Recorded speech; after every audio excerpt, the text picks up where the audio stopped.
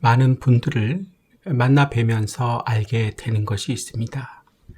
그것은 교회를 잘 다니고 신앙생활을 열심히 하고 있는데도 불구하고 행복하지가 않다는 것입니다. 이렇게 되면 안 되겠죠. 하지만 의외로 많은 성도님들께서 이렇게 신앙생활하고 있습니다. 그런데 여러분, 한번 생각해 보세요. 왜 이런 것일까요? 이유가 뭘까요? 이런 일이 생기는 이유는 우리가 예수님을 경험하지 못하면서 신앙생활을 하고 있기 때문입니다. 이래서 행복하지가 못한 것입니다. 이런 상태에서 하게 되는 신앙생활은 우리를 매우 부담스럽게 합니다. 의무감에 사로잡혀서 신앙생활을 하게 만듭니다. 참으로 고역이겠죠. 반대로 예수님을 경험하며 하는 신앙생활은 어떨까요? 당연히 신앙생활하는 것이 행복하겠죠. 이게 정상적인 신앙생활입니다. 그렇다면 정확하게 어떠한 예수님을 경험하게 될 때 우리는 행복하게 되는 것일까요? 또 경험하게 하는 방법은 무엇일까요? 오늘 주신 본문 말씀 참고해 봅니다. 먼저 1절부터 4절입니다. 그 무렵에 또 큰 무리가 있어 먹을 것이 없는지라 예수께서 제자들을 불러 이르시되 내가 무리를 불쌍히 여기노라. 그들이 나와 함께 있은지 이미 사흘이 지났으나 먹을 것이 없도다. 만일 내가 그들을 굶겨 집으로 보내면 길에서 기진하리라. 그 중에는 멀리서 온 사람들도 있느니라. 제자들이 대답하되 이 광야 어디서 떡을 얻어 이 사람들로 배부르게 할 수 있으리이까. 본문을 보면 예수님께서는 자신을 따르는 무리들을 진심으로 걱정하시고 불쌍히 여기시는 것을 볼 수 있습니다. 왜 예수님께서는 이들을 불쌍히 여기셨을까요? 예수님을 따르다가 예수님 때문에 굶게 돼서 불쌍히 여기신 것입니다. 정확히 이해해야 합니다.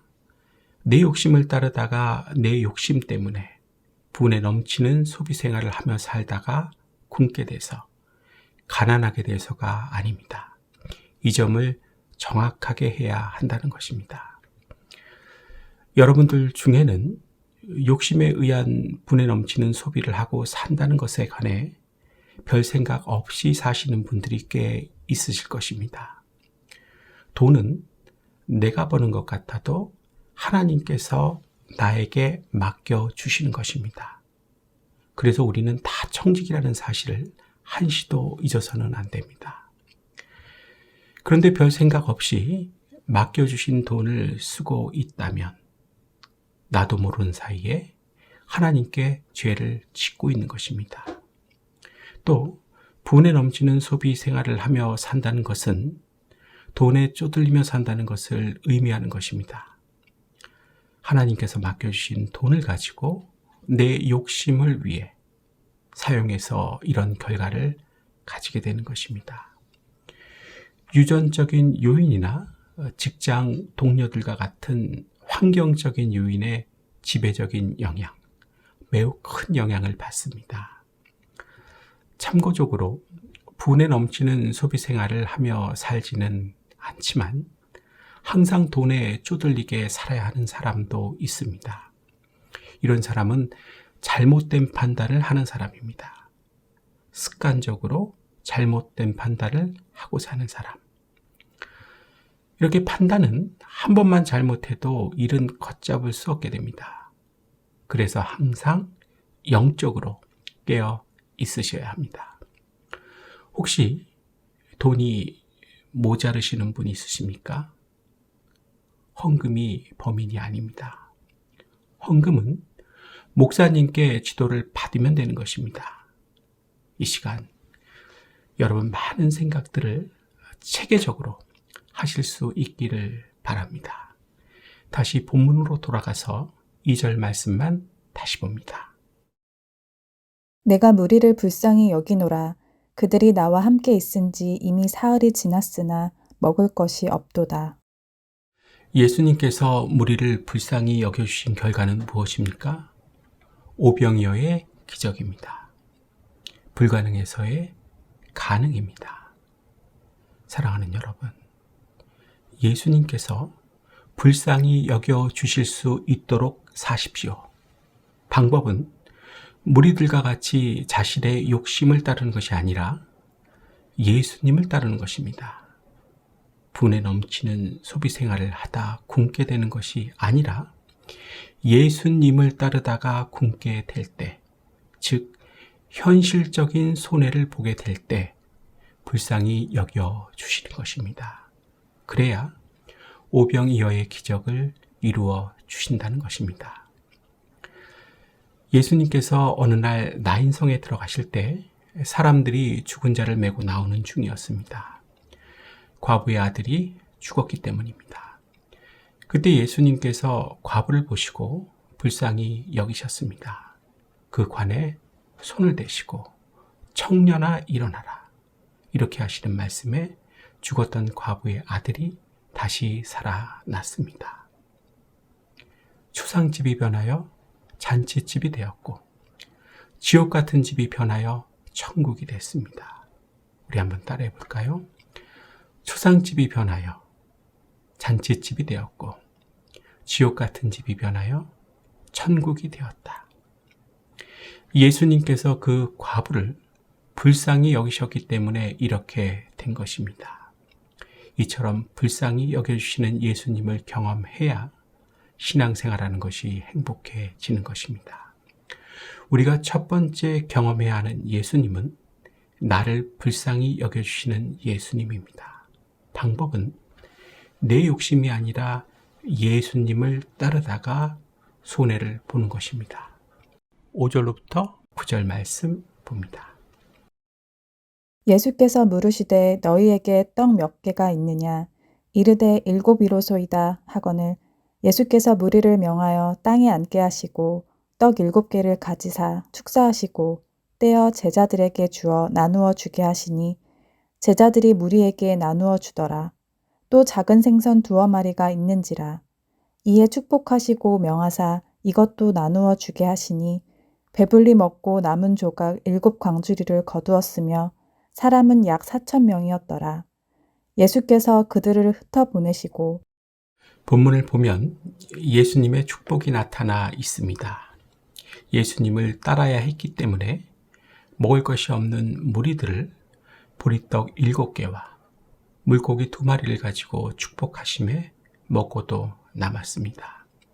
늘려주시는 축복이요, 넘치게 해주시는 축복이요, 먹고 남게 해주시는 축복이었습니다.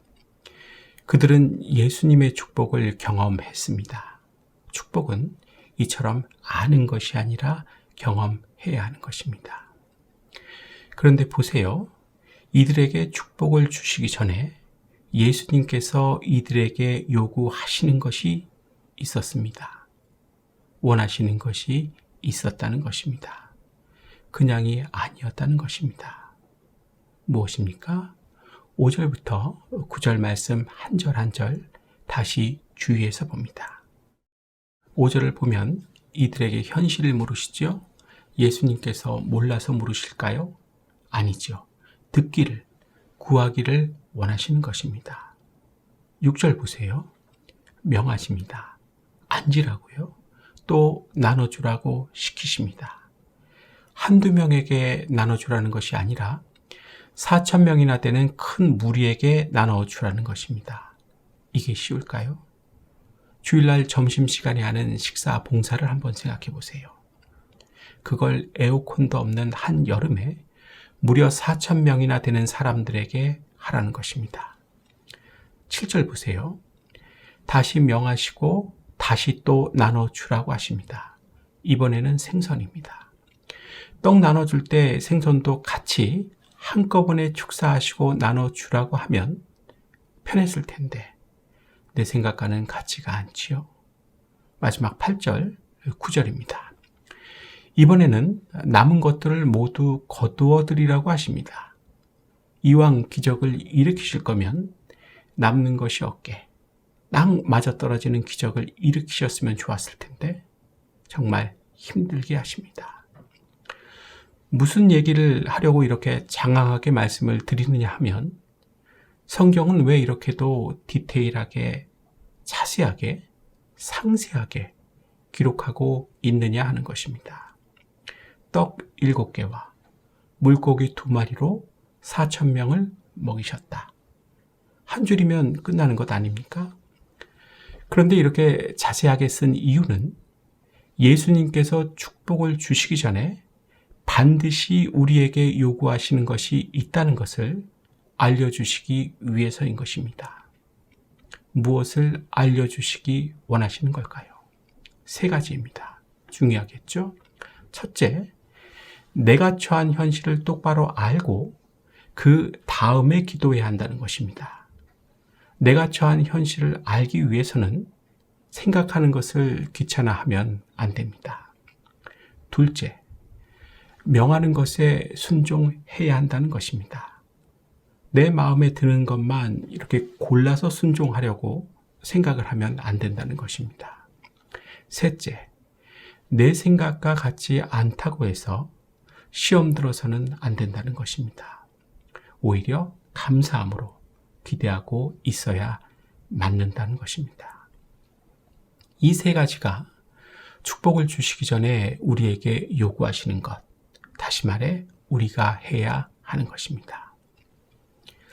사랑하는 여러분, 지금 여러분들께서는 축복을 받기 위해서 무엇을 하고 계십니까? 그냥 아무것도 안 하고 계십니까? 감나무에서 감이 이렇게 뚝 하고 떨어지기만을 기다리고 계십니까? 그렇게 하시면 절대로 축복을 받을 수 없게 됩니다. 하나님께서는 축복받을 수 있는 실제적인 방법을 큰 소리로 알려주고 계심을 알아야 합니다. 알려주시는 대로 사십시오. 그래야 축복을 받을 수 있습니다. 신앙생활은 취미생활과 다른 것입니다. 따라해 볼까요? 신앙생활은 취미생활과 다르다. 그래서 다르게 해야 한다. 2번째로 경험해야 하는 예수님은 나를 축복해 주시는 예수님입니다. 방법으로는 요구하시는 것 3가지를 하는 것입니다. 마지막 10절입니다. 곧 제자들과 함께 배에 오르사 달마누다 지방으로 가시니라. 예수님께서 4,000명을 먹이신 후에 제자들과 함께 배에 오르사 달마누다 지방으로 가셨습니다. 즉, 한 배를 타 주셨습니다. 한 배를 탔다고 하는 것은 생사고락을 함께 한다는 뜻입니다. 다시 말해 삶과 죽음과 고통과 기쁨을 함께 해 주신다는 것입니다. 누가요? 누가 그렇게 해 주신다고요? 바로 예수님입니다. 어느 날 한참 혼인잔치를 하고 있는 잔치집에 포도주가 다 떨어졌습니다. 잔치집에 다른 게 아닌 술이 떨어졌으니 얼마나 당혹스럽겠습니까? 손님들은 웅성웅성했을 것이고 일가 친척들은 민망했을 것이며 초대한 주인은 고개를 들 수 없었을 것입니다. 지금처럼 편의점이 옆에 있어서 금방이라도 포도주를 사올 수 있는 형편도 아니고 정말 난감했을 것입니다. 하지만 예수님이 그 집에 함께 계셨습니다. 어떻게 해야 할지 몰라 난감해하며 크게 걱정하고 있는 그 집에 함께 계셨습니다. 그 가나의 혼인잔치집은 어떻게 되었을까요? 아시는 대로였습니다. 이처럼 예수님께서 함께 해주시면 우리 집도 걱정 없이 살게 되는 것입니다. 따라해 볼까요? 예수님이 함께 해주시면 우리 집도 걱정 없이 살 수 있다. 함께 해주시는 예수님을 경험하실 수 있기를 축복하고 또 축복합니다. 이렇게 예수님께서는 세상 끝날까지 함께 해주신다고 약속해 주셨습니다. 그 약속이 어디에 나오지요? 마태복음 28장 20절입니다. 내가 너희에게 분부한 모든 것을 가르쳐 지키게 하라. 볼지어다 내가 세상 끝날까지 너희와 항상 함께 있으리라 하시니라. 정말로 예수님께서는 항상 우리와 함께 해주신다고 약속해 주셨습니다. 그런데 성도님들, 속상한 것은 내가 이 사실을 느낄 수가 없다는 것입니다. 그래서 예수님께서 나와 함께 해주심을 경험하지 못한 채 살아가고 있는 것입니다. 신앙생활하는 것이 행복하지 않겠죠. 그러면 어떻게 하면 될까요?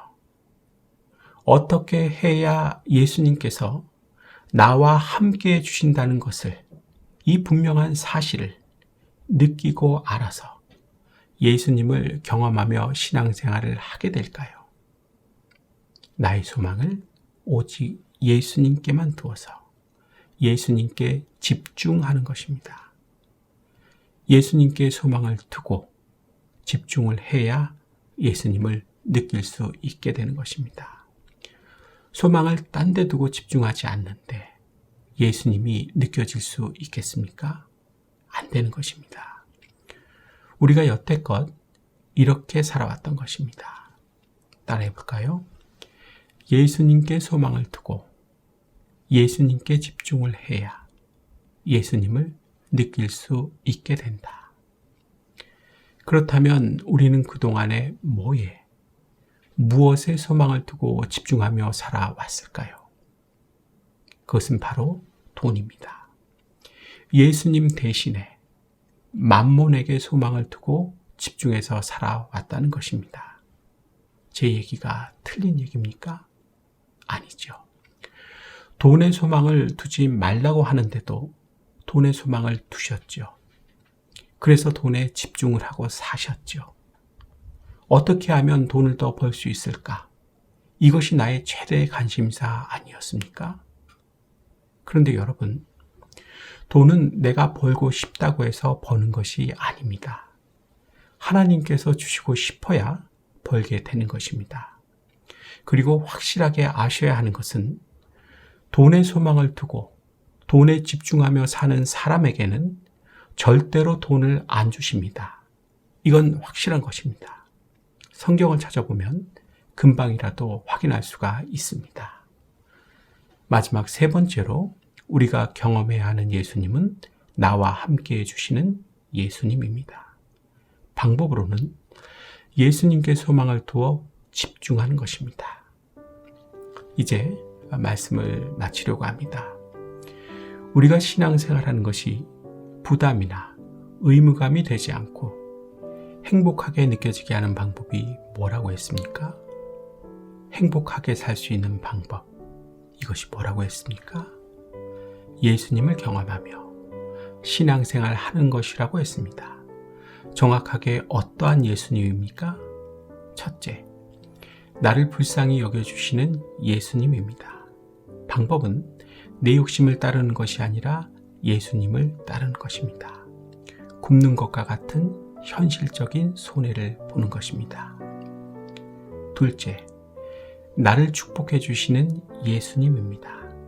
방법은 요구하시는 것 세 가지를 하는 것입니다. 하기 싫어도 마음에 안 들어도 하는 것입니다. 가만히 있는 것이 아닙니다. 셋째, 나와 함께 해주시는 예수님입니다. 방법은 예수님께 소망을 두어 집중하는 것입니다. 만몬이 아니라 예수님입니다. 그런데 왜 하나님께서는 이런 말씀을 우리에게 들으라고 주시는 걸까요? 다른 말씀도 많은데 왜 이렇게 불편한 말씀, 이런 말씀을 주시느냐 하는 것입니다. 그것은 내가 지금 어떻게 사는지를 아시기 때문입니다. 학교를 다닌다고 다 좋은 결과를 얻는 것입니까? 그렇지가 않죠. 선생님의 말씀을 들어야 하는 것입니다. 교회도 마찬가지입니다. 다닌다고 다 행복해지는 것이 아닙니다. 하나님의 말씀을 들어야 하는 것입니다. 들어야, accept 해야, 받아들여야 신앙생활 하는 것이 행복해질 수 있는 것입니다. 이제부터는 행복하게 사셔야 합니다. 예수님 때문에 행복하게 사는 것입니다. 경험해야 하고 경험할 수 있는 그 예수님 때문에 행복하게 사는 것입니다. 이렇게 사는 것이 하나님께서 진정으로 원하시고 바라시고 계시는 것입니다. 기도하겠습니다.